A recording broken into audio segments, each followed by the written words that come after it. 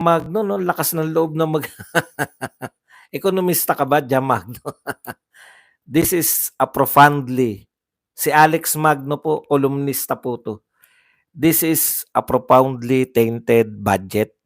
No minor tinkering with the numbers and no cosmetic accounting will arrest the anger building up. Yan po, 'no?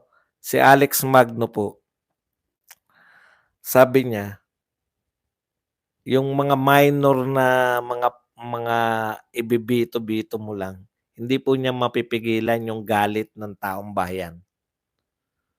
Real talk po tayo. Galit na po yung taong bayan sa ginawa ninyong budget.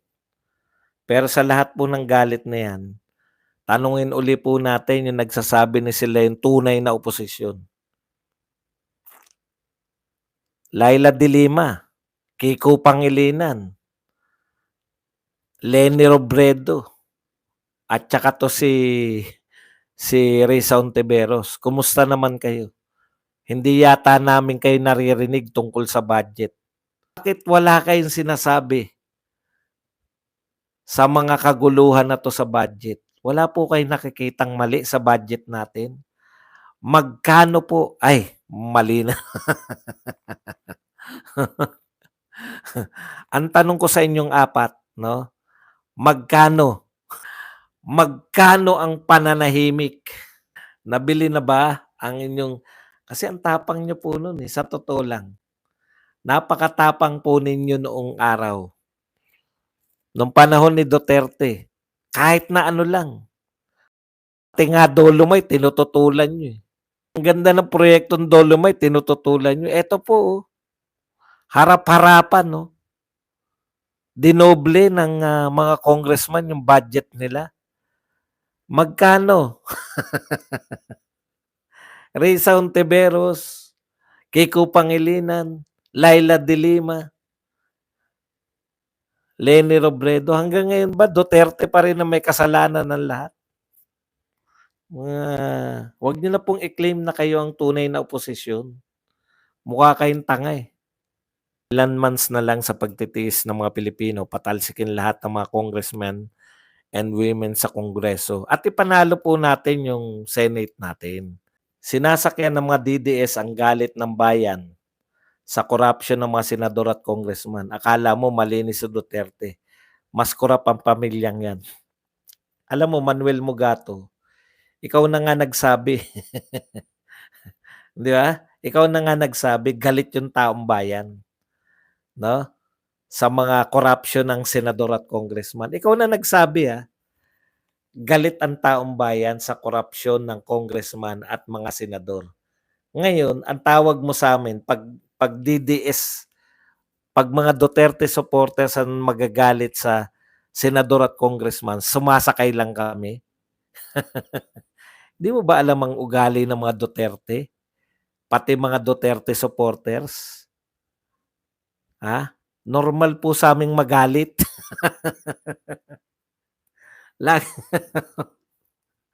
Mugato, lapit mo nga ulo mo't na mapalo ko. Hatawin natin. Xduhin na Lunes ng mga pari na bayaran. Basta Sara Astig. Boss Buds, nagkita na ba kayo ni Tatay Digong? Opo, matagal ko na po siya nakita sa mga rally. Pero yung face-to-face na kaming dalawa lang din. Mananalo sana mga bata ni Duterte. Pag binoto po natin, mananalo. Pag hindi tayo bumoto, talo yan. Mag-anyway kayo sa rally ng INC, doon tayo makisali. Opo, sasali tayo. Huwag kayo galala. Siguro naman hindi tayo pagtatabuyan ng mga INC.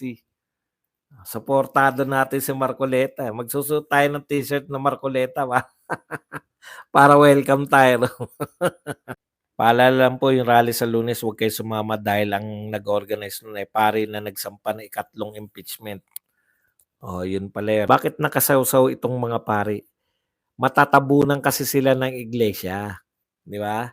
Yung iglesia, nagpahayag na magrarally. Inggitero.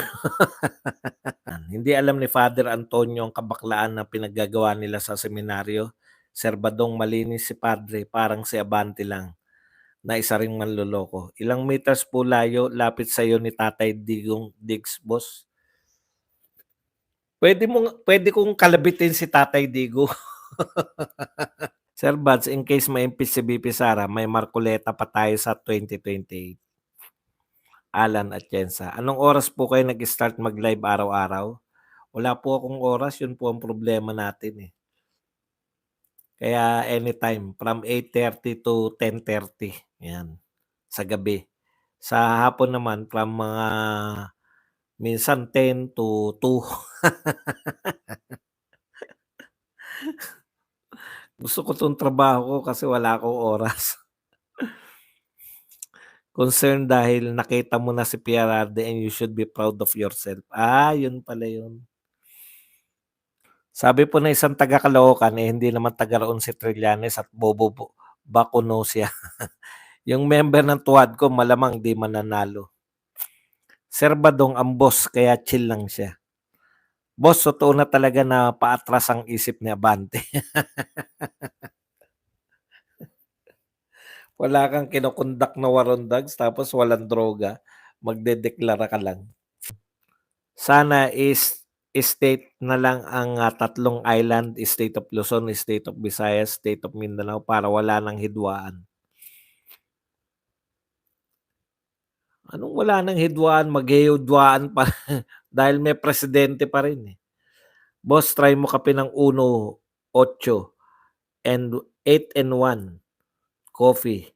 Sobra sarap. Multitasking hindi kaya ni Boss Buds, nahihilo siya.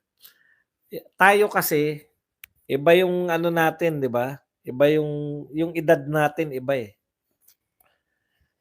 Hindi natin kaya yung mga sa bata ngayon. Baka kape luwak yan. Kape luwak. Ano raw to eh? Mamahalin daw na kape. Sorina Riyadh, thank you very much with love. Wow, Sorina Riyadh with love. Parang ano yan parang to Saudi with love yan ni Ray Langit nung araw. 'Di ba? Dahil busy lipat bahay si Sir Buds, nag-gift si Madam. Yan. Thank you sa 10. Sir Buds, itapik mo na yung rally para marami ang makaalam na hindi atin yung rally. Hindi ko nga po alam kung ano yun. Lagi ko nakikita tong Chelsea ang manalo eh. Alam nyo, kakantsawan ko sana eh. Wag na lang. Kasi tignan po ninyo, yung mga Miss Universe po natin. Eto from the point of view ng isang Pilipino, no? Maiba lang. Ako, magaling akong kumulatis ng ganda eh. Ang gaganda po talaga ng mga naging Miss Universe natin. Pero biro, mula po sa kay Gloria Romero, Gloria Diaz. Nakita niyo naman si Gloria Diaz, lumalaki po ako, napanood ko po yung yung pinakamagandang hayop sa balat ng lupa. Putya, nakasakay siya ng kabayo tapos nababasa, wet look. Talagang, 'di ba? Tapos Margie Moran, yung kapatid ni Tina. Tapos sila Melanie Marquez. Si Megan Yang, 'di ba Miss International 'yan? Megan Yang. Dante Barona ba 'yun? Yung kay Vic Diaz anong pangalan nun? Vic Vargas ang laging kapartner niyan. Megan Yang, 'di ba? Melanie Marquez. Tapos si Pia Wurtzbach, Catriona Gray. Yung mga nananalo po natin beauty queen, pati nga yung mga hindi nananalo. Bata yan. Megan yan. Bakit bata yan? Megan yan, di ba? Megan yan. Si Rupa, talo pa yun. Second place lang yun. Yung anak ni Melanie Marquez, maganda rin. Anak niya ba yung D? Tapos biglang meron tayo nito, si Chelsea Manalo. Hindi po sa pag-aano, iba po yung beauty natin, eh. Kung tayo pa lang duda na tayo, maganda ba talaga yang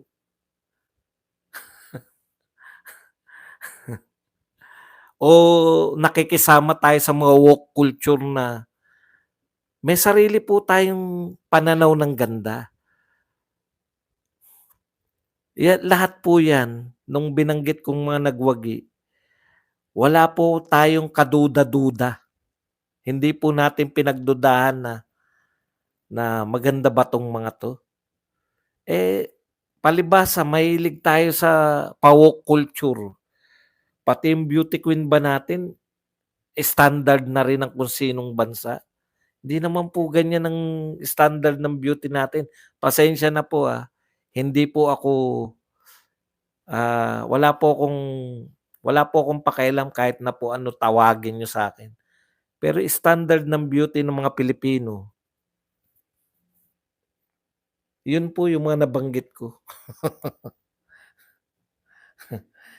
Siguro kung taga-Africa ka o taga-Amerika ka o yun yun lang. Hindi ko po makuha kung bakit po yun na naging panlaban natin. Kasi hindi po yan yung standard na beauty katanggap-tanggap sa mga Pilipino. Maaaring maganda siya pero hindi po siya yung beauty sa'tin. Yun po yun. Bakit niyo po iko-compromise yung culturally, may culture tayo, eto yung mga magaganda sa'tin, eh. Bakit niyo po iko-compromise na maganda para sa ibang lahi? Eh, ibang lahi po yun, pero ang Pilipino magaganda, Gloria Diaz. Hindi ko po sinasabi, ako po ang misis ko maitim, eh. Ako po mahilig po ako sa ano, mahilig po ako sa mga yung talagang yung hindi po ako mahilig sa mapuputi. Pero may standard po tayo ng beauty na hindi tayo dapat manghiram. Yun po yung ibig ko sabihin. Tignan niyo po yung mga China kahit hindi po sila nananalo, eto yung maganda sa kanila. O yung Korea kahit hindi sila nananalo, eto maganda sa kanila, mukhang Korea, mukhang Koreana. Yun lang po yung point ko roon, hindi po ako nangangantyaw.